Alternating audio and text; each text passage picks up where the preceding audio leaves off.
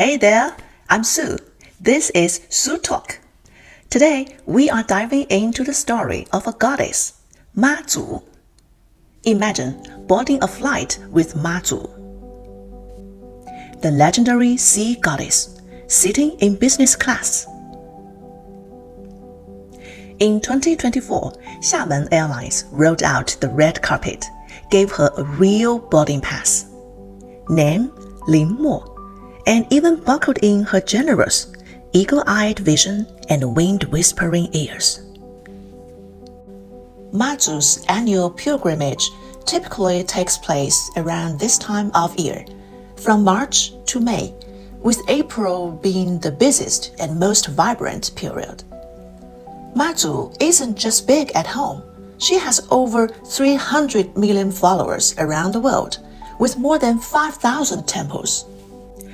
Anywhere there are Chinese communities, there is Mazu. In 2009, Mazu worship was officially recognized by UNESCO as an intangible cultural heritage of humanity. Her own ancestral temple is in Mazu Island. Devoted believers often travel to Mazu to bring home small Mazu statues. One blogger shared his experience. He brought back a statue for about 800 RMB, roughly $110, complete with a spiritual franchise certificate. To make sure he didn't confuse it with someone else's Mazu at the temple, he even carefully attached a round ID tag. And yes, flying with the goddess comes with its own checklist. Book early, pay full price, buckle up, and manual security check only. No way Mazu's going through an X-ray. Mazu isn't just loved, she's fiercely claimed.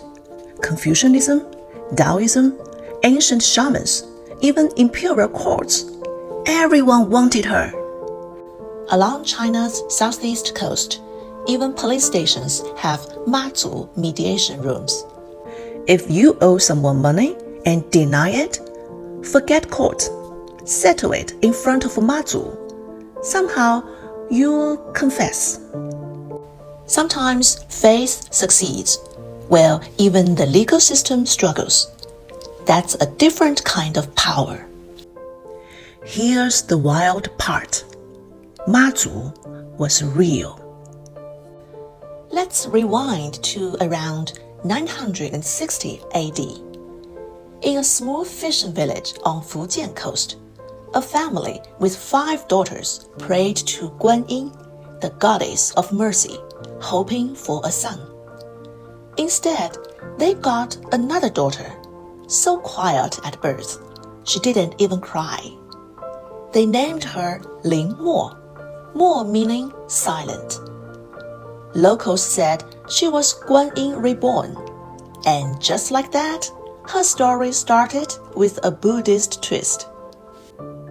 At 13, Lin Mo met a wandering Taoist priest. He refused food from everyone except her. Calling it destiny, he taught her sacred arts to rescue those at sea. It was Taoism that gave her the skills to turn compassion into real power. At 16, disaster struck. Her father and brother were caught in a raging storm. While the villagers prayed, Lin Mo projected her spirit over the waves, guiding their boat toward safety until her mother unknowingly broke her trance. Her brother was lost. Her father barely survived. Still, Lin Mo led the villagers out to search. At the wreck site, restless spirits churned the sea. Everyone panicked, except Lin Mo. She calmly said, "I'm not here for a welcome. Step aside." The waters stilled. The spirits vanished. Her brother's body floated back. See, she was a Wu, a spirit medium who could move between worlds. She even tamed 2 spirit guardians, eagle-eyed vision, and wind-whispering ears, using elemental magic drawn from the mystical Wu tradition.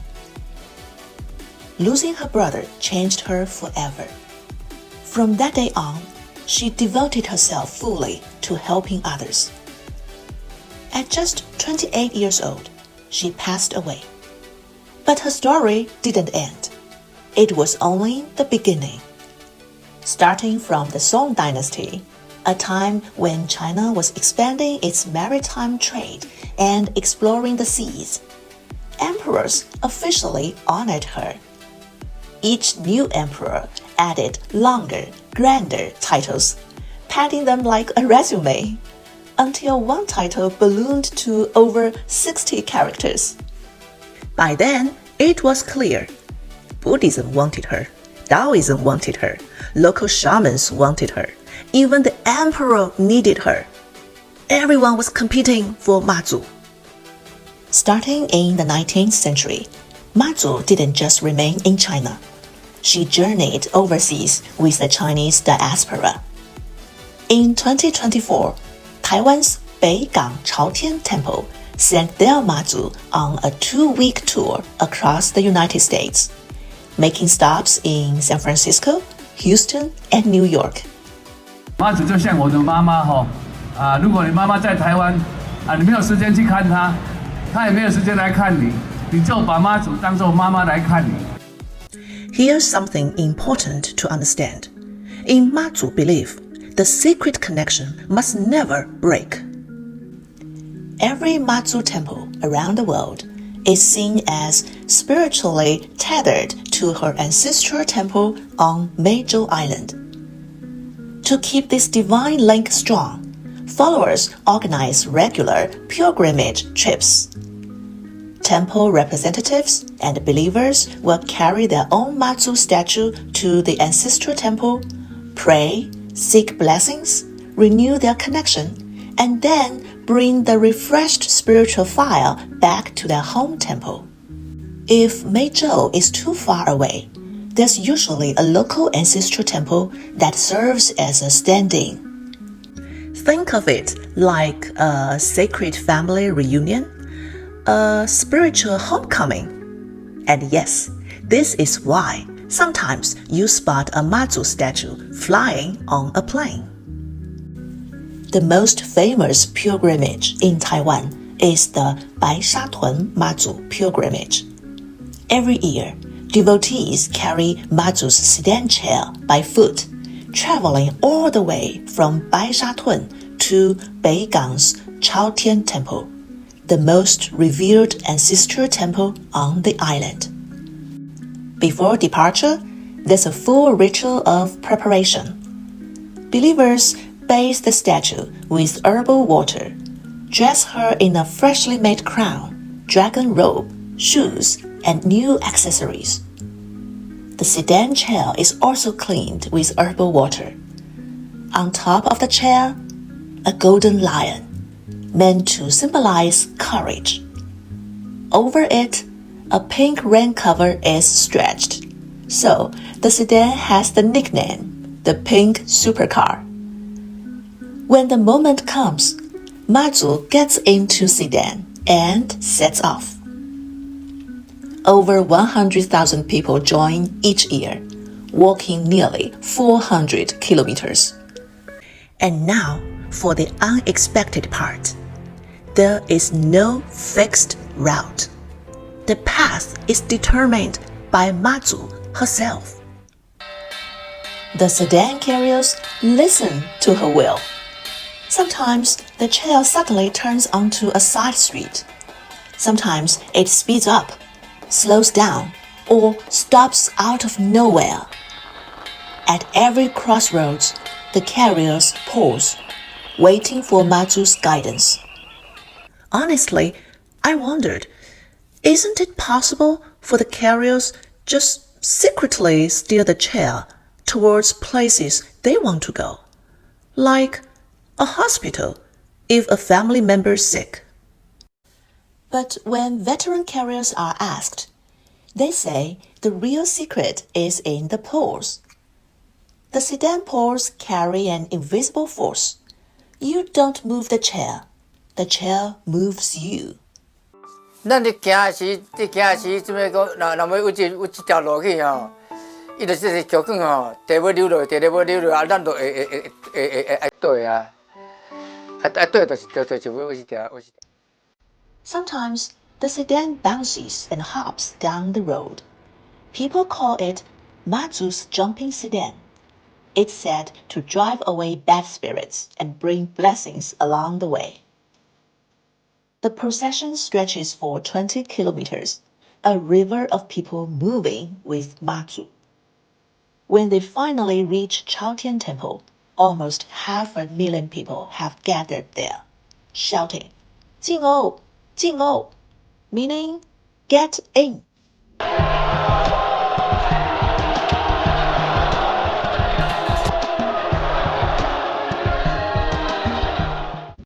The carriers charge in, then retreat, again and again, 3 times in total.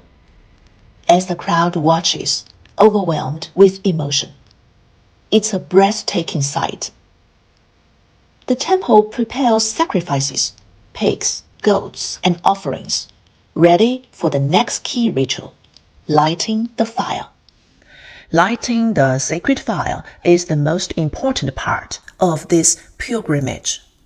Using the internal flame inside Chaotian Temple, they ignite golden paper and transfer the fire into the furnace. Next, they read aloud the names of everyone who joined the pilgrimage. It's more than a roll call. It's a formal registration before Mazu. These are the ones who walked with you. Bless them, protect them.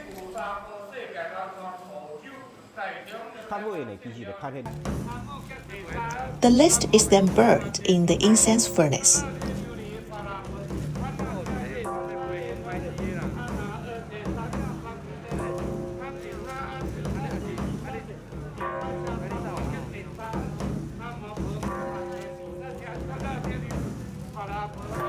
A small flame is carefully transferred into the Baishatun censer.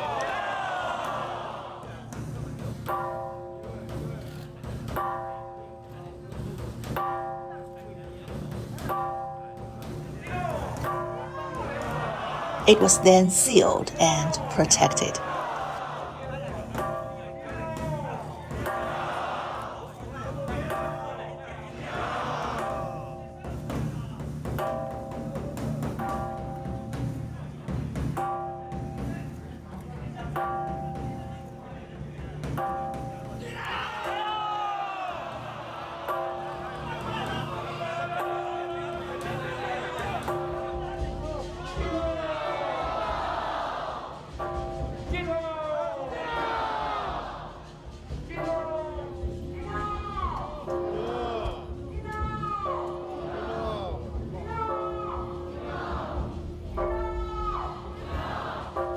Then Mazu returns home.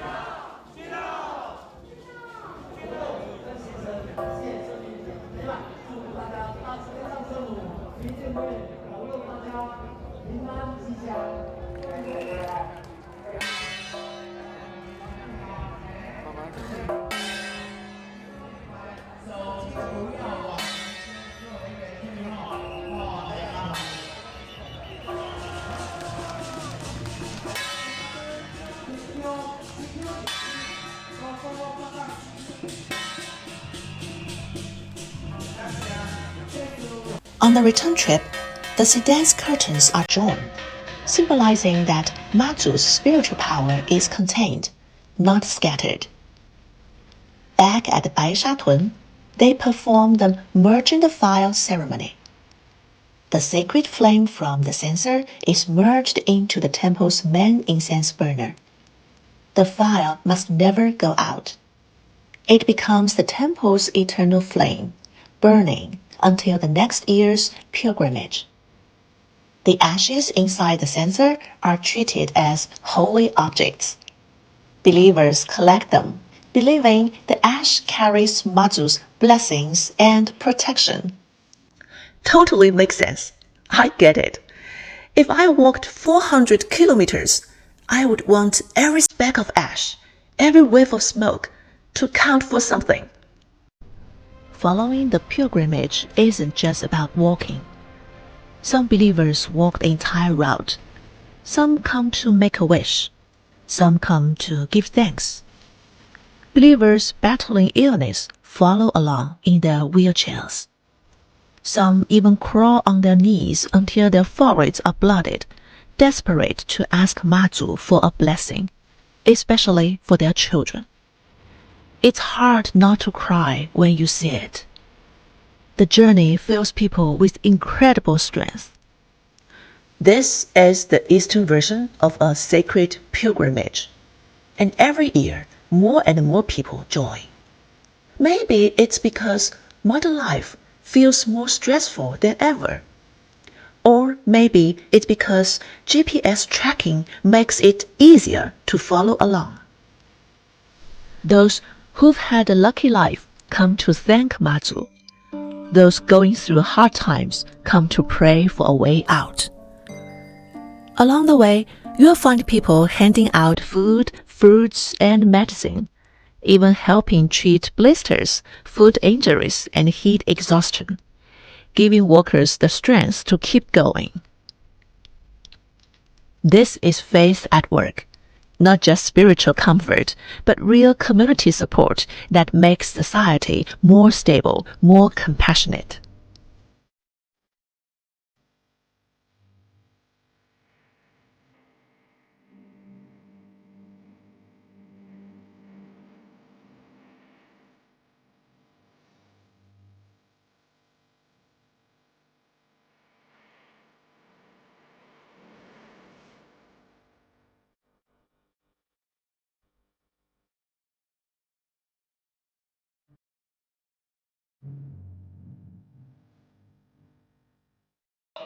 Aishatun Mazu is famous for having a real personality. When she wants a break, the sedan chair might suddenly pull back a full step or sway dramatically from side to side, like a diva declaring, "I'm done for now." I love this energy. Once, when she was upset, the chair suddenly spun 360 degrees. Not once, but 3-4 turns. Shop owners along the way are always eager, just hoping Mazu will take a break right at their doorstep. Mazu's stop brings blessings and prosperity. And when it's time to move on, the crowd shouts joyfully, "See you next year." But sometimes, if Mazu feels she hasn't rested enough, she'll make it known by pulling her carriers backward. And just like that, everyone pauses and settles in for a longer break. Sometimes, Mazu insists on staying somewhere totally unexpected. Like the time she passed a tiny earth god temple, so small, it barely had room to turn around. People thought, maybe we just stop outside for a bit. They tossed the ba boi, 2 crescent-shaped wooden blocks used to ask for her will. Her answer? A firm no. She wanted to go in and stay the night. They asked again, gently suggesting a bigger, more comfortable spot. Mazu's response, still no. No room for negotiation. Apparently, she and the Earth God had a lot to talk about. Sometimes she rests at schools, grocery market, or even army barracks. Wherever she goes, the locals are thrilled. You'll see firecrackers, lines of people waiting to crawl under the sedan chair. Some journeys are easy. Some are epic. In 2001, something incredible happened. Instead of taking the bridge like everyone expected, Mazu led the sedan straight toward the riverbed of the Zhuoshui River, a place with soft sands, hidden currents, and dangerous footing. Locals remembered that more than 100 years ago, Mazu used to ferry people across by boat. But one year, the boatman raised the price. So Mazu never chose the water route again. Later, the bridge was built, and the tradition shifted to crossing safely by land. But in 2001, with a TV crew there to document the pilgrimage, Mazu once again led everyone into the riverbed on foot. Some say she wanted the cameras to capture the true power of faith. Here's the thing. The believers didn't hesitate. They followed her straight into the water without fear. And whether you were 5'2" or 6 feet tall, once you stepped into the river, the water always rose exactly to your chest, no higher, no lower. Everyone made it safely across. But here's the eerie part. Some believers captured the photos of the footprints left behind. At first glance, just footprints.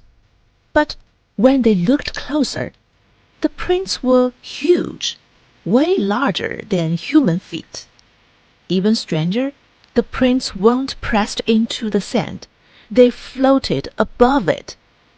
Someone said, could those be the footprints of Mazu's spirit generals, eagle-eyed vision and wind-whispering ears, quietly watching over everyone as they crossed? I love that image. Your own supernatural security team strolling alongside while you just vibe. Believe in Mazu. Just walk. That's faith. In 2008, Mazu set another impossible goal. She chose a pilgrimage schedule that gave the team just 32 hours to walk all the way from Baishatun to Beigang, nearly 200 kilometers. That's like walking almost 5 marathons back to back, with barely no rest. Everyone said it was crazy, but they accepted with joy. Along the way, you saw scenes of pure humanity, strangers supporting each other, pushing each other forward. Together, they completed the impossible journey.